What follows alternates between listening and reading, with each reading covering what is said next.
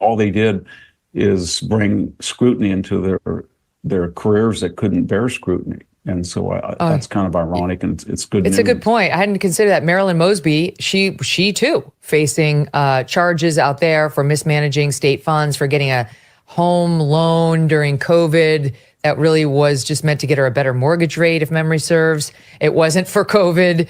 And so she's no longer in office, and now she's dealing with her own legal problems. I forgot the name of the St. Louis prosecutor. I think the St.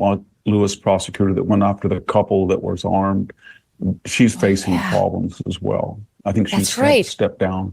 Yeah, this one, I mean, this one's huge, Victor, because this woman she's made a national name for herself through this case by going after Donald Trump. You know, she was going to be the ethical one to take him down for mistreating the Georgia election workers and the Georgia election system.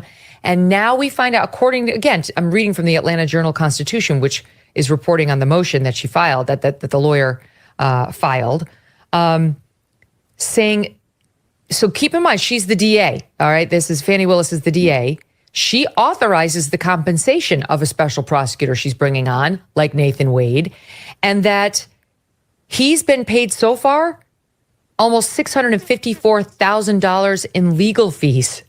The allegation, of course, being that they then turned around and went to the Caribbean together, and they went to Florida together, and they went on. Fani Willis is loving the position of special prosecutor. If any of this is true, she's going away. She is not going to be allowed to prosecute Trump anymore on this case. And she has. And all of these prosecutors have made various motions, especially Jack Smith, but even the local ones, that they wanted urgency. They wanted to hasten these cases before the election. And if they're so in a hurry, how they have time to go to the Caribbean or Napa or to junk it all around? You think they would be working 24/7 as they claimed. And, you know, both conservative and left-wing lawyers who weigh in social media, on TV, they always say the same thing.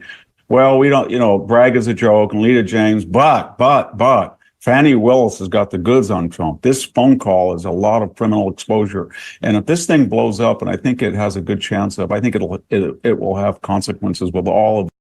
Yeah, I think this guy is pretty well spot on. I don't necessarily agree that the Fani Willis case is the most important case. However, I could be wrong. It was basically a toss-up between this case in Atlanta and probably the documents case. However, I think with the documents case, I don't think that's going to go anywhere.